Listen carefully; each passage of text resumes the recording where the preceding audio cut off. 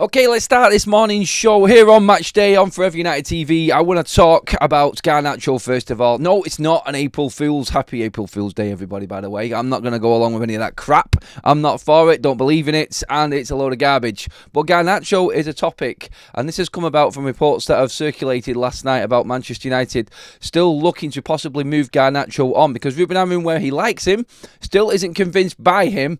And obviously, if there is a better option there to get, we will get it. I've put a poll up right now to start the show off. Will Garnacho still be at Man United after this summer? Get involved in that poll, please, everybody. Other news as well, Ruben Amorim did confirm what I said he would say in that embargoed version of the press conference, which was Bruno Fernandes would stay. I did kind of already know, but I obviously wanted to just leave you all to hear it yourselves. But Bruno Stays. There's no chance he leaves on that one. Who is Lorenzo Luca? Yes, another striker. Only this time there's a big difference. A big difference in the fact that this guy is 6'7". Yeah, over 2 meters tall. Has bagged 15 goal involvements this season for Udinese. More on him in a moment as well. Mantato impressed in a poor night for the under-18s last night. I'm going to talk a little bit about that. Manchester United's travelling squad, and Antony for 40 million is almost guaranteed. Talks on that, and we'll get into all of that along with your live comments as well. This is Forever United TV. We are live on the 1st of April, the day that the Premier League kicks into its final quarter of a season, and it's squeaky bum time. It definitely is for Manchester United and Ruben Amorim, and 100% is for a lot of Manchester United's players in this current squad right now. Number one being Alejandro Garnacho.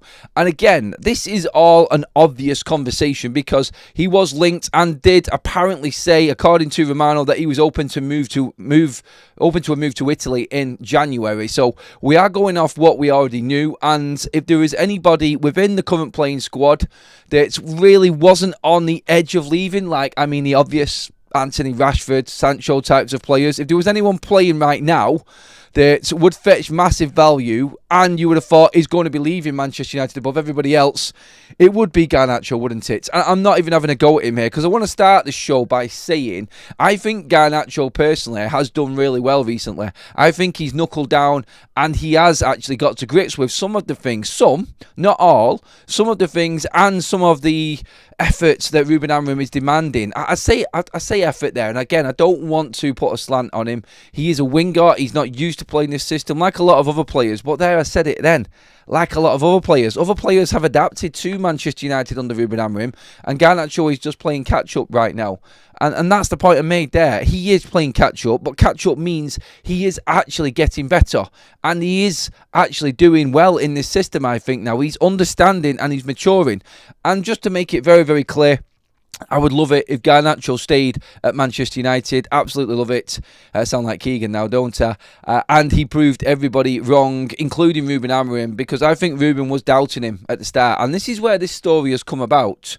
I think Garnacho has got it in him, but there are little things, and I want to give my opinion on Garnacho as to why I think he may be one of them players that is moved on. Someone made a report the other day, I think it came from The Athletic, saying that in terms of Mainu and Garnacho, the more likely departure this summer, even with the situation with Mainu's contract situation, the more likely one would be Garnacho. And that I think we can all understand because of reasons I just said then. Garnacho was linked with a move all January and was open to a move apparently. So no smoke without fire, and we know there was some credible sources saying that this was a possibility in January. But Garnacho right now, I think when you look at everything, you look at all the players in Manchester United squad, like I said, if you were to make a move and try and make some room and try and get some money, Garnacho would be absolutely huge for Manchester United finances. But Ruben Amorim has come out and said he wants Garnacho to stay. He wants him to be part of Manchester United. He wants players like Garnacho not just to be seen as a way of balancing finances and making a lot of money, understanding the financial fair play and PSR and homegrown talent effect of young players. He's brought all of that up and been very, very open, Ruben Amorim, and credit to him for hitting it face on and nipping it in the bud. But it is still there for everybody to see the obvious. And the obvious is that when Ruben gets his players in and everybody's fit and available, Garnacho is not a first team 11 starter. He's not. He's a bench player at best. And we have to all be honest and say that, because we know he would start Mason Mount ahead of him. We know if Ahmad was available, he would start ahead of him. If United bring in a midfielder and push Bruno Fernandes forward again, he would start ahead of him. And we're talking about bringing another number 10 in. And obviously, if you're going to spend money, well, finances are tight, he would start ahead of Garnacho as well. I'm just saying what you all know and thinking what you don't want to say out loud. I will be the one that says it for everyone, and you can get in on me on the comments if you want. I don't mind, I really don't. I'm just stating the obvious. We all know. Now, the reports come from Pete Hall, who is a journalist who follows Manchester United around everywhere. I've seen him in Europe, all over the world, so I know that he knows people at Manchester United. And the talk is, and I've been told this before as well, that Garnacho has always been on thin ice with Ruben Amorim from the start, but Ruben will just smooth over everything like that. The issue you've got with Garnacho isn't so much the quality in the player, isn't so much his effort and wanting to be a Manchester United great. I think he already feels he's pretty much there. And my hope for Garnacho was not being in the Argentinian squad, being left out, being disciplined by Ruben Amorim. All this would sink in. And it did look like Garnacho was getting there. He deleted his account on X. He's now only got Instagram. But still, on Instagram, he has caused himself no end of problems. And this is the issue I've got. It's like with everything going on, with everybody saying everything that's obvious, and you would have thought he would have cottoned on to this, he hasn't. And I'm not saying that this is the sole reason why these reports are coming out, but little things that you notice, like when Marcus Rashford posted out on Instagram the other day about his goal and everything, his celebration, obviously pointing to his temple, and then Garnacho does the same thing. He responds with the emoji and pointing to his temple again.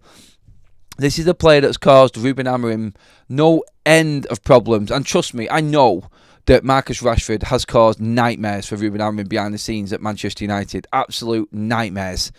And Garnacho, and this is the thing, this is when you've got players just like, why? Why did you have to?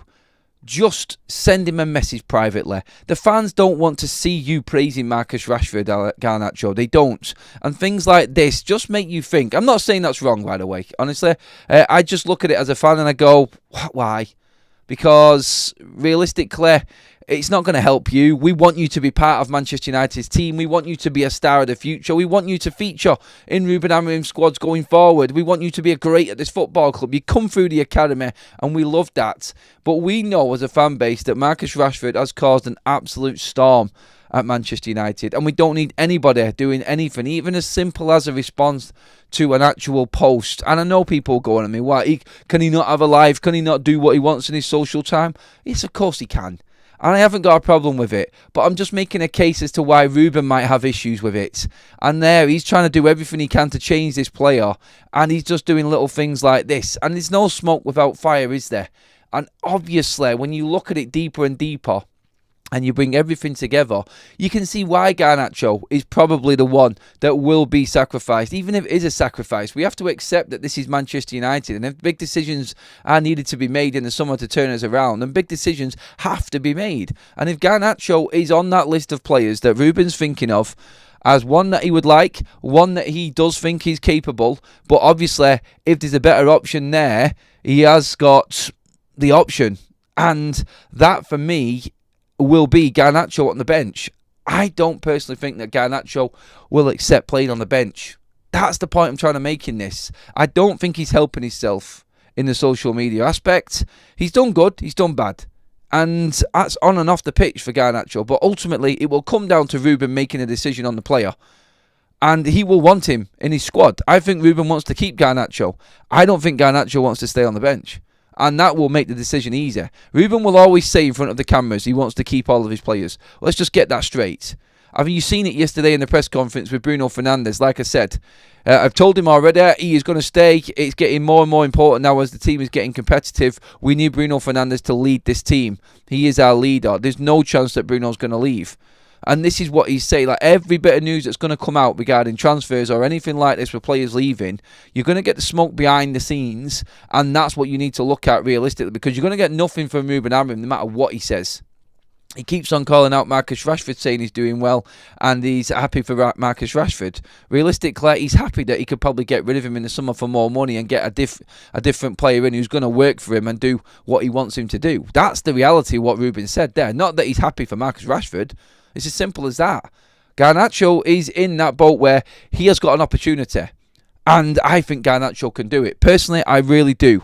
I rate Garnacho. If he upped his game, if he worked on his attitude more than anything, I think he would be an outstanding player at Manchester United. I really do. And I hope he stays and nails down that 10. I do, because he has got something different and he has got that Manchester United DNA inside him, which I love. And he understands what United is. I just don't want him to feel like he's hit the limelight and he has already made it, which I'm just seeing tiny little petulant signs of, and that's my concern. And obviously, if we're seeing it from the outside, God knows what's going on behind the scenes as well with Manchester United. But Garner, for me, I think is that one player that we can say is definitely not safe. The uncertainty of the summer, what Man United are going to be doing in the window, obviously bearing in mind the competitions that we're in next season, like we've discussed before, are we going to be in Europe or not? If it's just a full-on domestic season, maybe we don't need to replace Garnacho just yet. Maybe we want to replace him and bring somebody else in. Maybe that's the decisions that are going to be made, because we haven't got the money of European football next season. We're going to have to sell one more player maybe. And if you do get 100 million for Garnacho and Marcus Rashford together, 100 million of pure profit is absolutely huge for Manchester United and would open up a whole different world. And that's the question I want to ask right now. I'm going to come into the chat in a moment, but 100 million of pure profit for Manchester United of selling two homegrown players like Rashford and Garnacho into this season. Yes, where you see you don't want to get rid of Garnacho, but would you rather Garnacho be on the bench, not performing for Manchester United because we've got somebody else there playing? Because I know that Mason Mount will play ahead of him. And yeah, you could argue Mason Mount's never fit, but still, he'll come straight back into the team and go ahead of Garnacho. I think Bruno will be there before him. I think Xerxes possibly there ahead of him as well. And also, obviously, Ahmad when he comes back. Manchester United have got options there. And if Garnacho's on the bench, is it not better Manchester United having a player that you can invest in and bring straight into the first 11? What do you think about that? Get into the comment section on that. Good morning, everybody, as well. Welcome along to the chat. If you are in there, please do get your comments in, everyone. Thank you already for all of the likes on the video. Please do keep them coming. And please hit that subscribe button as well, everyone. Get involved in the show. And it is match day. You should be a lot more upbeat as to what is going on, because football is back tonight. We're going to discuss the travelling squad. We will be back with the warm-up show later on as well. A full day of content, and obviously the watch-along later on. Big up for the Nottingham Forest game, everyone. So make sure that you are fully up to date. Make sure you've got that bell notification on as well, so you know when everything is kicking off later on. I'm disappointed, Adam. You have the perfect platform for a big April Fool's wind-up. There's still time, but no, I don't believe in it. I think it's a load of crap, honestly. I do. April Fool's is it's a, pardon the pun, it's a joke, innit? It is. And I'm not for it. It's not my sort of thing, to be honest. I'm just a straight talker. It's like I completely undo everything that I am if I go down try and kid someone with an April Fool's, to be honest. But yeah. Alright, let's get some comments in on this, on everything that is happening. Antony with another super chat says, selling Garner and Rashford gets 200% under PSR. That's Osimhen and Cunha and a top box-to-box number 8. It just makes sense whether we like it or not. A lot of people would look at it that way. There is sensible people that would look at it that way. But then again, there is the argument for keeping Garnacho as well. And obviously not having to go out and try and find the right player. You've got someone who understands Ruben Amorim already that you're trying to mould into it. Has it gone too far already? Can Ruben see a way past Garnacho and his early antics and turn him into the player he wants? He has got form for it, but he hasn't got time for it. That's the argument all the time with him. Mainu and Garnacho sales could fund an entire rebuild if Ineos are willing to spend. I think Ineos are willing to spend. I don't think the fan base is willing to let Garnacho and Mainu both go. I think that's the situation we're in right now. Adam, nobody is safe. Not under Ineos. Anyone can and will be sold for the right offer. We know that definitely is going to be the case with Ineos going forward. 70 million for Garnacho, 40 for Rashford. Hopefully, Nacho is going to be issues later, in my opinion.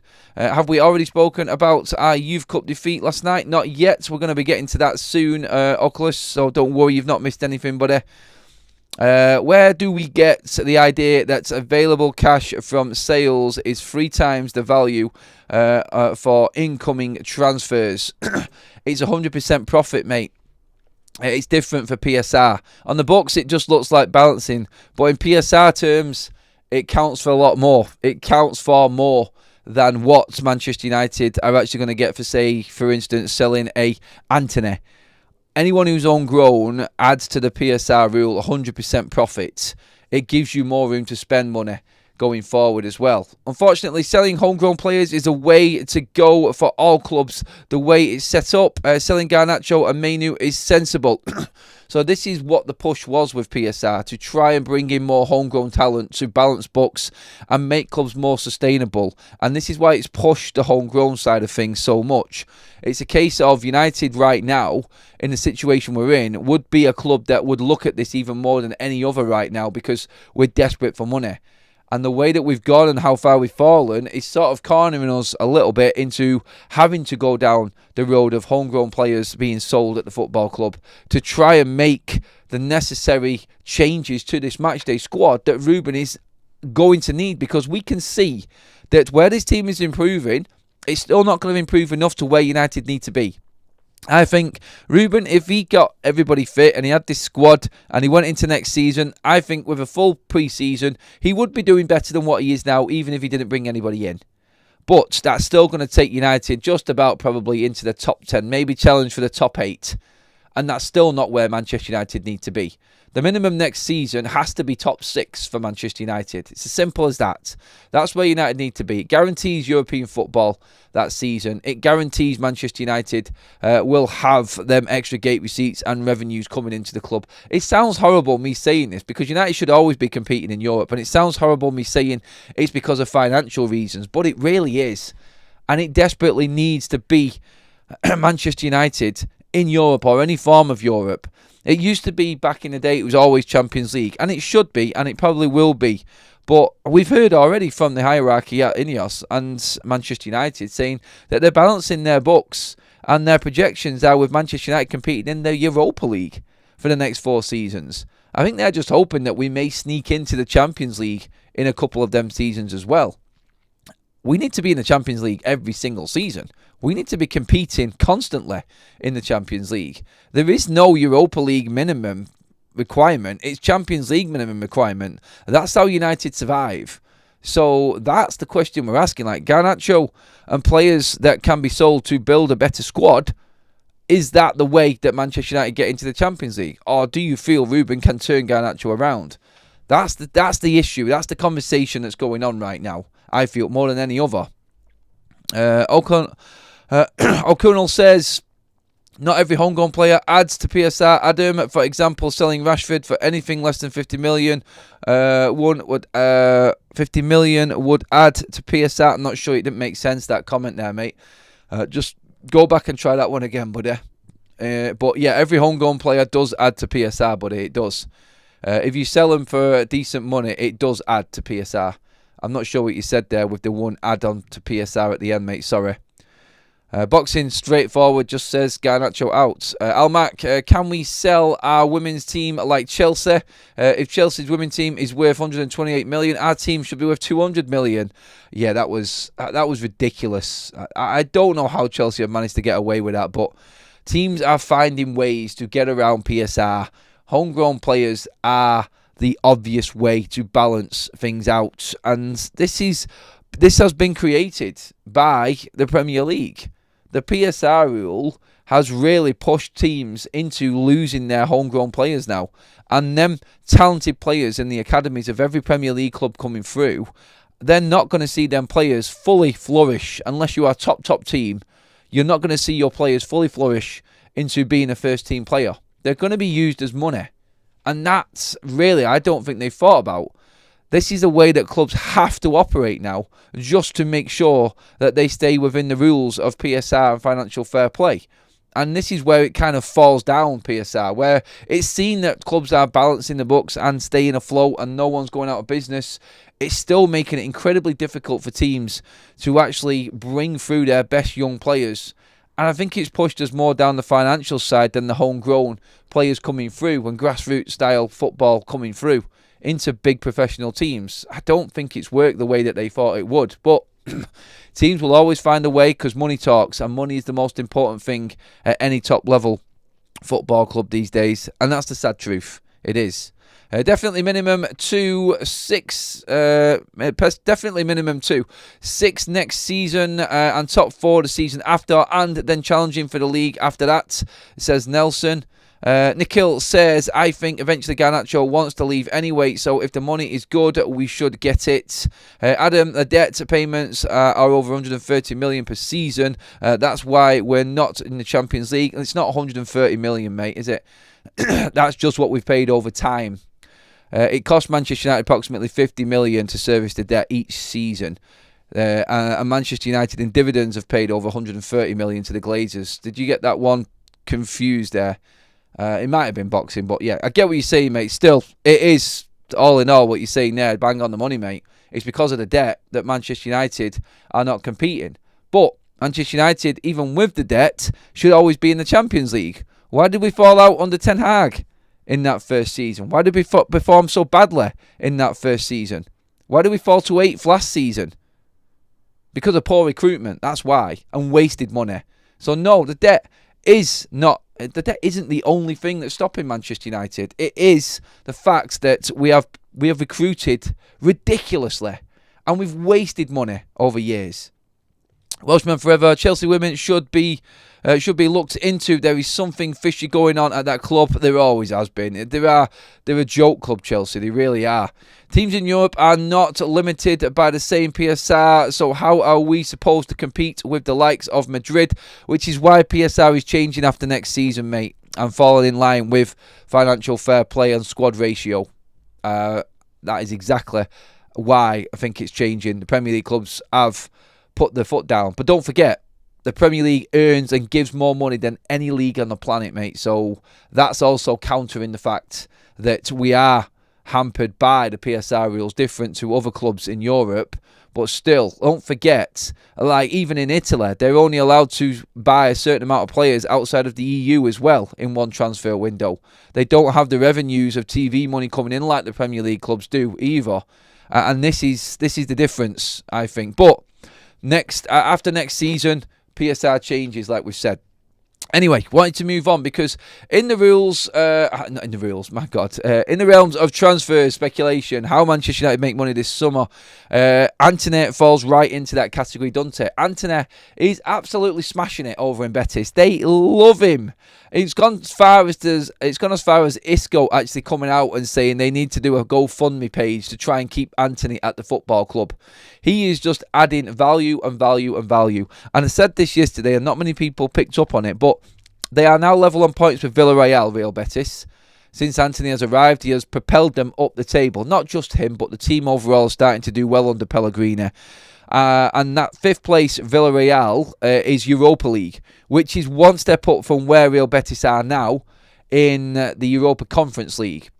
United get bonuses for every extra step that Betis make in their season. They get into the Europa League, they get bonuses. If Betis win the Conference League, United will get a bonus off Antony.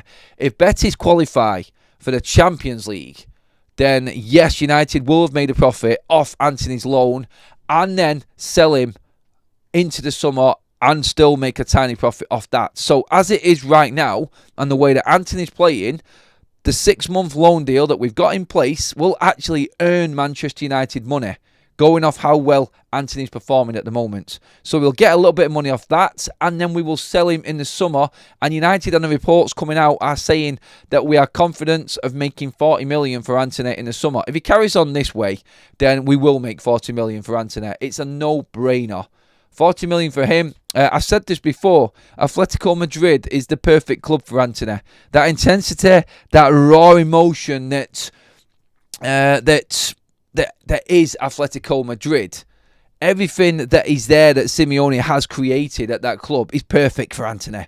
He is a passion monster. You can see it in him. You can see the Betis crowd after winning that Seville derby the other day, at that weekend. You can see him. It's all about the passion there, and it fits him perfectly. I think he will stay in La Liga. Italian clubs are also after him as well. This is coming from this report. And United, off the back of this, feel incredibly comfortable that they will make their 40 million their requirement. There is, I think, a chance that United will push for even more. But Betis are going to struggle to keep hold of him because of what he's doing there. They're going to have to break their transfer structure and record and some to try and get Antony in. Because where they want to loan him out for another season, that's all good and well. But United need the money. And if there's somebody else coming in for Antony, United will sell him elsewhere. And trust me on this one, I said Atletico before. I think he fits that club perfectly. He really does. And he is a perfect player for Simeone.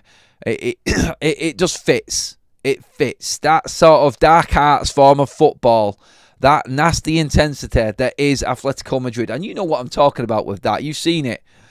You've seen it in action. That fits Antony's personality, the way he plays, the Brazilian side of it. It fits him perfect. I think they would be favourites to take Antony in the summer. But the report overall that Antony is going to be going for 40 million is brilliant news for Manchester United, because we're not going to take 40 million and say we can spend 40 million. It doesn't work like that. We just explained how PSR works. United will probably make a small profit, maybe a few million, if we sell him for 40 million. Selling for more, obviously it helps Manchester United, but it's balanced off how far he's into his contract, which is 3 years after this season, so over halfway through, and then you cut that transfer fee in half, so 85 million, 3 years in, so it's over half. If United are making 40 million, you're making a few million in profit. That's it. And you can't even really call it profit. It's PSR profit. That's how you look at it. But his wages are gone for 2 years, so you don't have to worry about that. And of course, obviously, you've got that few million to then add to another transfer going into this summer, as in, like we're paying instalments for certain players. All of that comes into it. You balance your payments that you are paying out to other clubs by payments coming in the other way. And that's how it will be. We won't get the 40 million up front, like I said. It will just be in instalments from another club. But it just helps United move their finances forward. And with him off the book wage-wise, that's probably more important to Manchester United than the actual transfer fee, because that will just fall into the finances and be part of the books going forward. Antony's wages are probably where United are going to be able to save the most money. Honestly, again, poor recruitment. And going back to what Boxing said in the comments there, where the debt is why we're not in the Champions League right now. It's the waste of money, honestly. It's the recruitment which has destroyed Manchester United over these last few years. Absolutely finished us. Let's see what else we got. Graham is in the chat. Hope you're doing well, Graham. I only want him to go to Barcelona if it makes him prime target and do a deal quickly. I don't want them pulling levers and hanging on until the deadline. As in Rashford going to Barcelona, I think that comment is people talking there. Rashford isn't going Barcelona, I'm pretty certain. He's eyeing up a European move, Marcus Rashford. You can tell he fancies himself in one of the bigger clubs, but still, I don't see how that materialises. I really don't. I don't think Rashford has done enough to fit into one of the top European clubs. Where he is now is where he belongs. He belongs at an alright, decent side, because that's his level. Villa is the perfect club for him. He's not better than Aston Villa. He's absolutely ready-made for Aston Villa. That's where he belongs. And I think he's got ahead of himself. And you know what? Keep getting ahead of yourself, mate. It doesn't really matter to us as long as your transfer's done. That's all Man United fans care about. But yeah, keep your comments coming in, everybody. Make sure that you do actually get your points across on everything that we've discussed today. Recruitment, Garnacho, Antony, so far we've talked about. I did say yesterday that Bruno would not be going, and Ruben, in his embargoed version of his press conference, would confirm this. And there you go, earlier this morning, the embargoed version came out, and Ruben said that Bruno is going absolutely nowhere. Absolutely nowhere. Over 150 likes as well. Please keep liking the video, everybody. Thank you, everyone who has already. Rashford auditioning for PSG when Villa play them next. Maybe Steph. We got it. MA says in the last 7 years we could have repaid in the debts in full. We could have repaid the debt in full. He's supposed to say by not signing Maguire, Sancho, Antony, Casemiro, and Mount.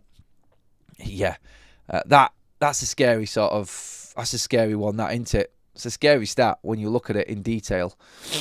Wow, yeah, absolute waste of time. I do agree, recruitment has been awful, Adam, but servicing debt restricts us a bit at this stage. Recruitment and debt right now is killing us, mate. It is boxing. You're dead right on that one, but it is absolutely slaughtering us because the poor recruitment is in our squad. We cannot get rid of them because of the payments that we've paid in that poor recruitment. And then the debt on top of that has just snookered Manchester United. And poor performances, not being in the Champions League, has finished us. It's like we're just staggering around the ring at the moment and then just turned around and someone's just gone smack, right hook, down to the canvas you go. And right now Manchester United are seeing stars in trying to battle out of this financial predicament that we're in. And unfortunately, it's going to take a lot longer to actually get back to where we need to financially as well. Like Ineos have got all of these great plans, and that's fantastic and all good and well. But it's going to take years for Manchester United to start turning a profit. And the only way you're going to start making profits is if you do what we're planning on this summer and what we've just talked about now, and not bringing in many other players. But United are going to bring in players. We have to, because we need to back Ruben Amorim.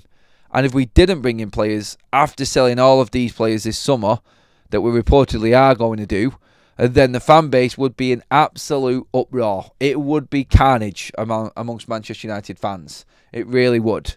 Make sure you have subscribed to the channel as well. We are doing all of our matchday content later on, everybody.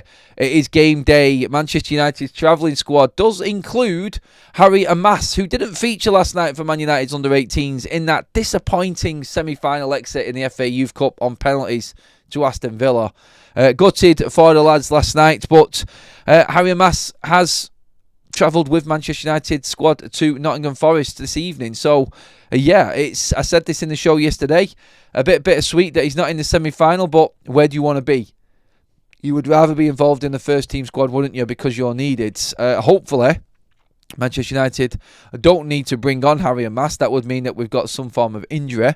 But he could be good to come on later on in that game and rest a player, maybe like a Dorgu.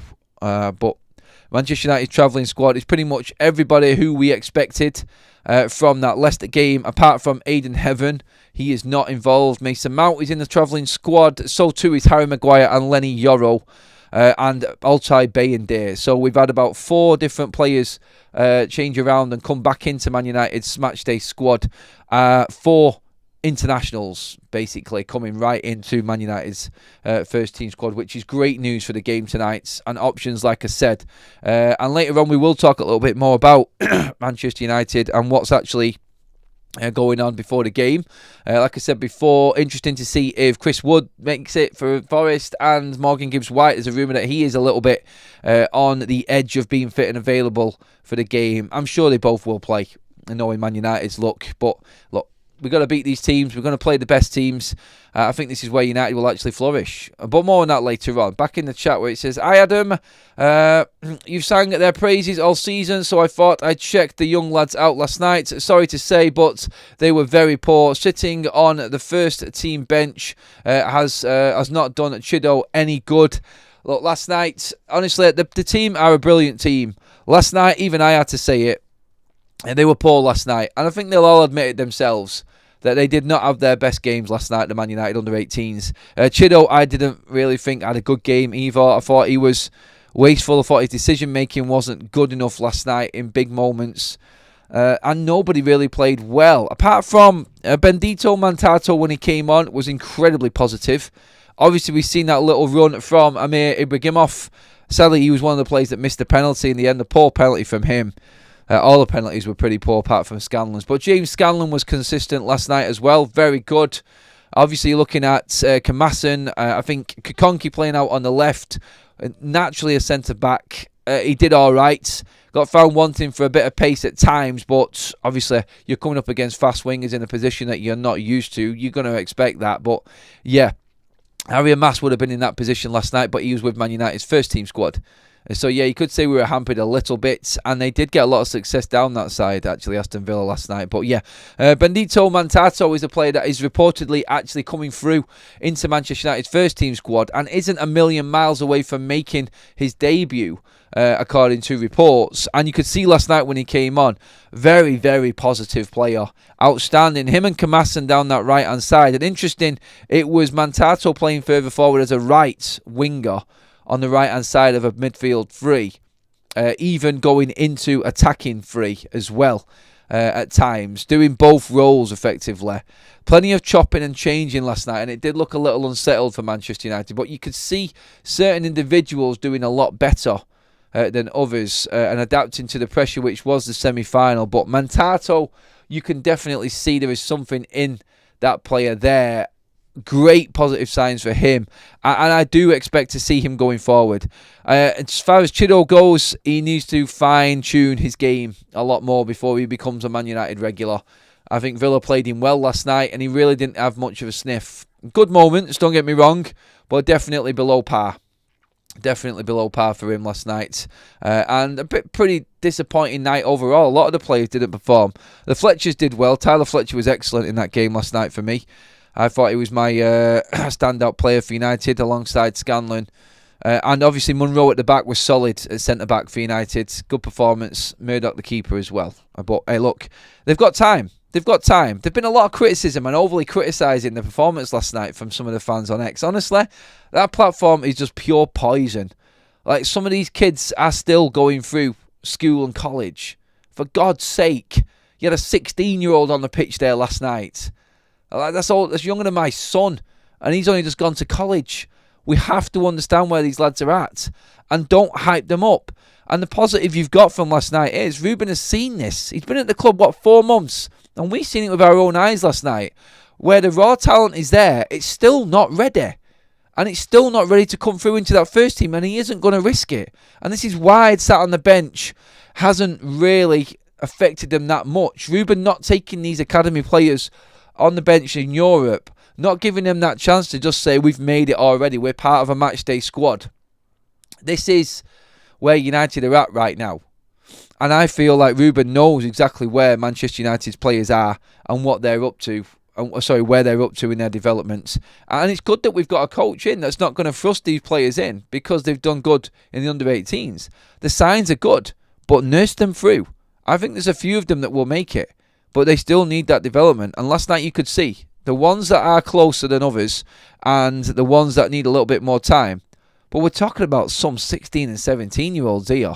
You're not always going to find a bleeding Wayne Rooney in that academy, but they will make it. They will. They just need a little bit more time. And this is the problem, and this is why I've always said it. Make sure that you're giving these players now maybe that loan spell and giving them a bit of experience rather than letting them just rot away in the under-21s, which is what a lot of academy players have done recently. It's not right. I think some of these players need to be going out on loan and getting a bit of experience. When they get that 17, 18, let's see what they can do elsewhere, I think. And then we can properly judge them. Raw's in with a super chat. Thank you, buddy. Do you think Amorim is giving the front office constant updates on players? I'm curious if there will be any huge end of season meeting where he tells them who he would and who he would not want to keep. I think he is constantly, thanks for the super chat, buddy. I think he's constantly updating the Manchester United hierarchy and the powers that be to who is necessarily the right type of player for United and who he wants to move forward. I think he knows who he wants to sell. I think he knows who he definitely wants to sell, and then there will be another category of players that definitely will be on the list of maybe. Definitely maybe. As in the likes of Garnacho, like we've just spoken about. Players like that. Look, if we need to bring someone in and someone needs to be sold, who do you want to sacrifice, Ruben? Player A, B, C, D, they're all there on that list. We won't know him. He'll never tell them us. But like we said in the reports, it's clear to see. And it doesn't take a rocket scientist to see exactly where he's had issues with certain players, or we know where certain players lie in the pecking order within Ruben's squad. From 16, loan them out. Look how many 17, 18-year-old break through in the other leagues. Premier League teams leave it too late. Yeah, I reckon 17, 18, personally, is when these players need to be having a season-long loan and see if they can make it at that highest level. And that's what it needs to be. 17, probably. Like, we've talked about all of the young players in the Championship right now coming through. There's no reason why some of the players from academies in the Premier League shouldn't be going out to the Championship at 17 and 18 and having that experience at just even Championship level or something like that. It is a really good level of football, the Championship. And if they can thrive there, then they've got a good chance. They've got a great chance. Let's see what else we've got in the chat here. I did want to move on. Wow, time is flying. Absolutely flying. All right, Manchester United, Lorenzo Luca. Who is Lorenzo Luca, you might ask? He is a centre-forward playing over in Udinese in Serie A right now. Young, early 20s, contracted until 2028. Apparent market value is approximately 20 to 25 million right now. Another striker that United are scouting right now and scouting heavily. Has done all right this season. He's 6'7". He's an absolute beast of a man.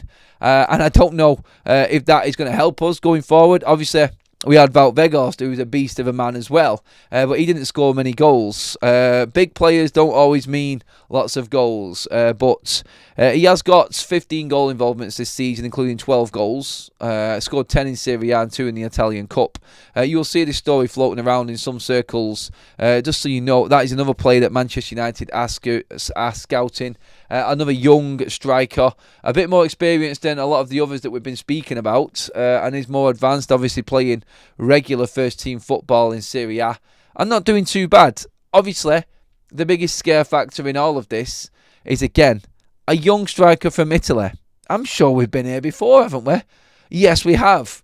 The last couple of transfer windows, in fact. And it hasn't quite worked out well for us. So, yes, where the numbers in Italy are good, the unproven nature of that striker is something to get excited about. Normally, we have had our fingers burned by players from Serie A in that striking department. And unless they are absolutely tearing it to pieces, and I've got full-on first-team international experience and doing it there as well, I would steer clear of unproven strikers from Serie A.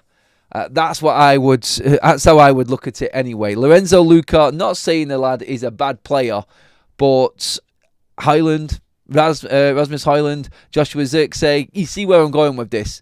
It's kind of scary when United start getting and delving into the realms of unproven strikers within Serie A. It really is. And I just don't think it's the right move for Manchester United. Not wanting to take anything away from the lad, obviously. But if we're recruiting players, they have to be at the right price.